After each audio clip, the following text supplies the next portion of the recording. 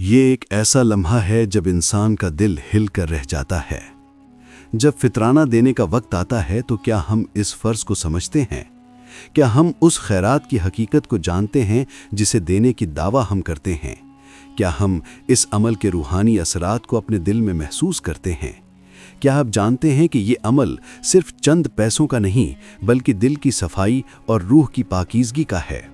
آج ہم آپ کو ایک ایسے سفر پر لے کر چلیں گے جس میں آپ کو فطرانے کی حقیقت کا ایک نیا پہلو دکھایا جائے گا۔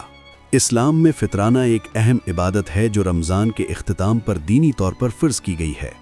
ہر مسلمان پر فرض ہے کہ وہ رمضان کے روزوں کے مکمل ہونے پر غریبوں اور ضرورت مندوں کو فطرانہ دے تاکہ وہ عید کی خوشیوں میں شریک ہو سکیں۔ لیکن کیا ہم نے کبھی سوچا ہے کہ یہ فطرانہ صرف ایک مالی عمل نہیں بلکہ ایک روحانی طہارت کا ذریعہ بھی ہے؟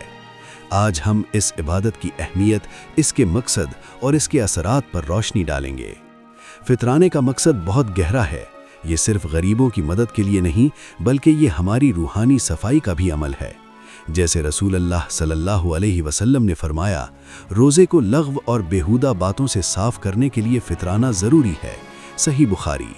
یہ ایک ایسا عمل ہے جو ہماری عبادات کو مکمل کرتا ہے، ہمارے روزوں میں کمی کو پورا کرتا ہے اور ہمیں اللہ کی رضا کی طرف لے جاتا ہے۔ مگر اس فطرانے کو دینے کی حقیقت کیا ہے؟ کیا ہم صرف دکھاوے کے طور پر یہ عمل کرتے ہیں یا ہم اس کی اصل حقیقت کو سمجھ کر اسے دل سے ادا کرتے ہیں؟ یہ عمل ہمارے پیارے نبی صلی اللہ علیہ وسلم کی سنت ہے اور آپ نے ہمیشہ فطرانہ دینے کی اہمیت کو بیان کیا۔ آپ صلی اللہ علیہ وسلم کا فرمان ہے، جو شخص رمضان کے روزے رکھتا ہے اور عید الفطر کے دن فطرانہ دیتا ہے وہ اللہ کی رضا کے لیے اپنی عبادات کو مکمل کرتا ہے۔ ابن ماجہ۔ ہمیں یاد رکھنا چاہیے کہ فطرانہ صرف مالی مدد نہیں ہے بلکہ یہ انسانیت کے لیے ایک پیغام ہے کہ ہمیں ایک دوسرے کی مدد کرنی چاہیے، خاص طور پر ان لوگوں کی جو اس دنیا میں کم خوش قسمت ہیں۔ یہ عمل ہمیں اس بات کی یاد دہانی بھی کراتا ہے کہ دنیا کی تمام نعمتیں اللہ کی عطا ہیں اور ہمیں ان میں سے ایک حصہ ضرورت مندوں کے ساتھ بانٹنا چاہیے۔ جب ہم فطرانہ دیتے ہیں تو اس کا مقصد صرف کسی کو مالی فائدہ پہنچانا نہیں بلکہ یہ ایک ایسا عمل ہے جس کے ذریعے ہم اپنی روحانیت کو مضبوط کرتے ہیں۔ ایک طرف جہاں ہم اپنے روزوں کو مکمل کرتے ہیں وہاں دوسری طرف ہم اللہ کی رضا کے لیے دوسروں کی مدد کرتے ہیں۔ یہ ایک توازن ہے جو ہمیں سچے مسلمان بناتا ہے۔ ہمارے پیارے نبی صلی اللہ علیہ وسلم نے ہمیشہ فرمایا کہ جو شخص اللہ کی رضا کے لیے فطرانہ دیتا ہے اللہ اسے بے شمار برکتوں سے نوازتا ہے۔ صحیح مسلم۔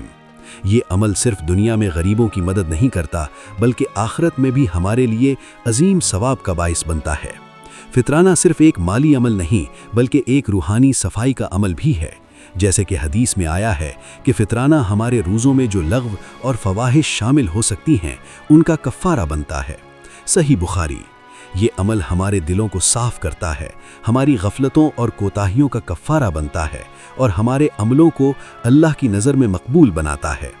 جب ہم فطرانہ دیتے ہیں تو ہم دراصل اپنے دلوں کو اس بات کی تعلیم دیتے ہیں کہ ہم اللہ کی رضا کے لیے ہر عمل میں سچائی اور اخلاص اختیار کریں۔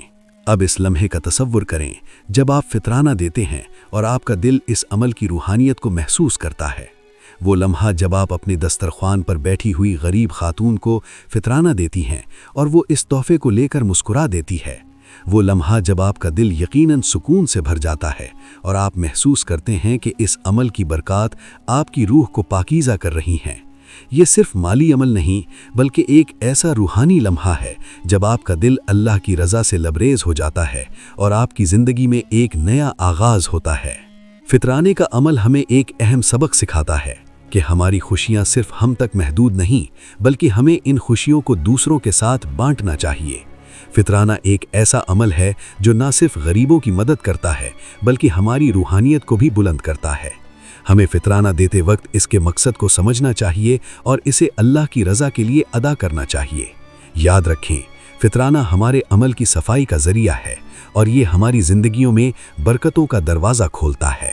اسلام میں فطرانہ نہ دینے پر کوئی مخصوص سزا تو نہیں آئی، مگر اس کی اہمیت کو نظر انداز کرنے والا شخص دراصل اپنی عبادات کی تکمیل اور روحانی صفائی سے محروم رہتا ہے اور اللہ کی رضا کی کمی محسوس کرتا ہے۔